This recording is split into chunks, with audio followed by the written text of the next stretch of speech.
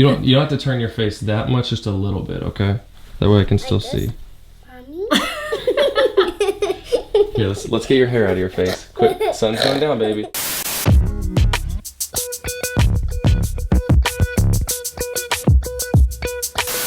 Hey everyone, Camber here, and welcome back to episode 4 of the behind the scenes look into my short film, Coming Home. In this episode, we're going to cover camera settings and equipment used during the scenes inside of the house of the film. And if you haven't seen it yet, go to my other page, Camber Films, watch the video Coming Home, and then come back here so you'll know what we're talking about. And with that, let's get into the first scene. First off, there's no sound here because I totally forgot to turn the mic on. But you can see here in this shot pretty much all the equipment that I'm using for this scene. Once again, I'm using the A7 III with picture profile 8 and the gamma on Cine 4, as well as the 24-70 lens set at 35mm. Frame rates for all the shots that we're covering today were filmed at 24 frames per second and a shutter speed of 1/50th of a second. Aperture was at f4 for this shot and the ISO set to give the proper exposure. And by the time I got to filming this scene, I had upgraded from the Zhiyun Crane to the DJI Ronin S for my gimbal. For sound, I used the Rode VideoMic Pro Plus on the camera to get the audio from the kids, and also a Rode NTG 4 Plus set up above the couch to get audio from everyone once the kids got over there. For lighting, I used natural light coming through the window at about midday, as well as an aperture LED light with a diffusion panel from a basic reflector kit. And I really like that LED because you can change the color temperature, so I was able to match it to the daylight coming through the window. The face detection works really well on the A7 III, so for focusing I use autofocus with the focus area set to wide and face detection turned on, and it worked just fine. Go. Daddy's coming home, Daddy's coming home. Mommy, look, Daddy's coming home. Daddy's coming home. Yeah, he Daddy's sure coming home. is. Can we mark today off? Yeah. Here, Riley, let me put this down. That was really good, guys. And then we checked the shot to see if anything needed to be changed, but it looked pretty good, so we just did a few more takes so I could have some options. And a big thing to remember is to always hit record because it's easy to forget. Go. Daddy's coming home. Mommy, Daddy's home. Really? Let me see. Can we mark the day off? Yes. That was good. All right, last one, then you get some Skittles.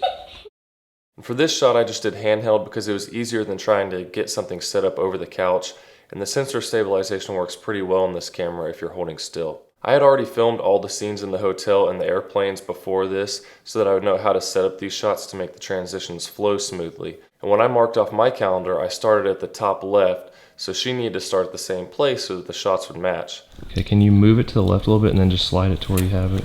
Yeah, go ahead. Okay, you ready? Yeah. You want me to mark it? Hold on, got caught. Okay, you want me to go ahead and mark it when I do it? Izzy, scoot your head up a little bit to the left. I mean right. Yeah, go ahead. No! Top left. Sorry. There's no way to erase that, is there? It might be. But she was able to work some magic and get that marker off so we could shoot it again. Okay, go. That's right. And here's the sequence in the final film. Daddy's coming home. Mommy, Daddy's home. Really? Let me see. Can we mark the day off? Yeah.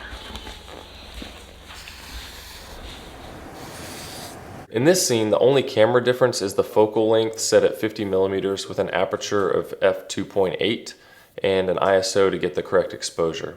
I also had a Sony a7S Mark II with a 35mm lens behind them with an aperture set to expose for the sun for the silhouette shot of them to match the airplane shot for the transition to this scene.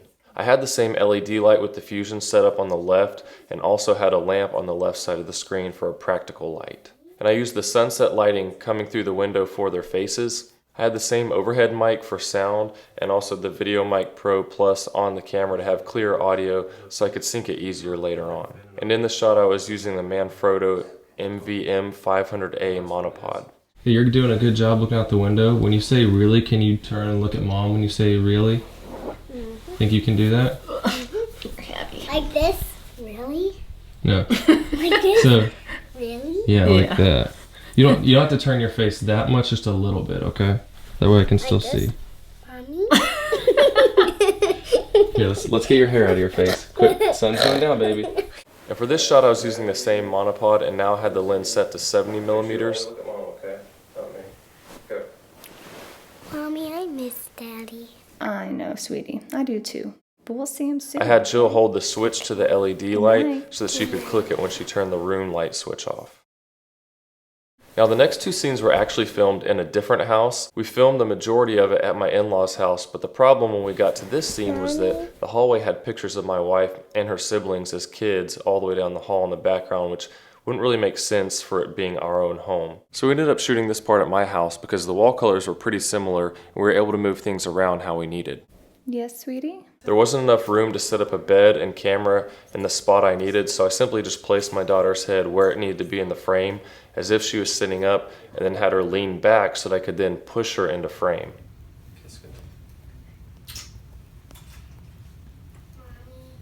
Yes, sweetie? Then for the bathroom part, I used the Ronin S again and the lens set to 35 millimeters. I used the normal hallway lights as well as my LED light bouncing off the wall to reflect some extra light onto Jill's face. And the bathroom was only the overhead lights. Make sure it's focused because it's going super fast. Izzy, seriously, baby? Alright, be quiet, Iz. Brush, Connor, here we go. Action. I used autofocus again until we got to the shower room where I used the touch function to focus the camera on where she grabbed the shower curtain. And here's the whole sequence in the film. I want my daddy. I know, sweetie. You know, he's coming home tomorrow, but for him, it's actually already tomorrow because he's all the way across the ocean. Really? Mm-hmm. But tonight, for you, it's bedtime. I love you. Mommy, Yes, sweetie? I miss Daddy. I know, sweetie. I do too. But we'll see him soon, okay? Okay. Good night. Good night.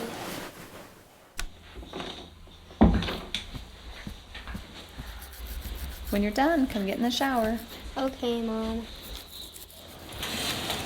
Next up, I once again had the Rode NTG 4 Plus set up overhead for audio. For the kitchen, we just used the overhead lights, and then in the other room, we used the natural light coming through the window at about late morning. The lens was at 35 millimeters and an aperture of 2.8. I also used autofocus for the whole sequence because it was able to detect my son as we moved towards him and rack focus just right. I had him stay in one place, and as we started moving, I would say go, go, for him to start walking around the room with his airplane and then say his line when he got around the table.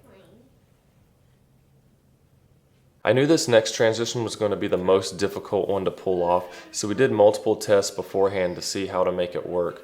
And the trick with these types of transitions is making sure an object spans the full vertical portion of the frame and then moves completely from one side of the frame to the other. One more time and just do it again real quick because I want to check something.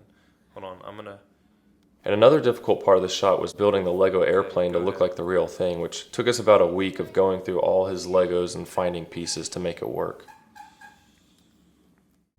Here you go. He's coming in for a landing. I used the Ronin S upside down to make it more stable for a sliding shot. I first tried the shot at 35 millimeters. Go ahead. But it ended up being way too tight. He's coming in for a landing. Bit slower. Just kind of like you were doing before, like just walking like this. See how fast I'm going? So I switched to 24 millimeters and the aperture was f4. Is this good? Yeah, that'll probably be good. You can use both hands. And I also did a lot of takes for this one to make sure I had plenty of options when it came to creating the transition to the real airplane. Ready? Dad, can you do the part where the sound when it's flying? Look, he's coming in for a landing. Good, let's do it a few more times, okay? And here's how the sequence looks in the final film.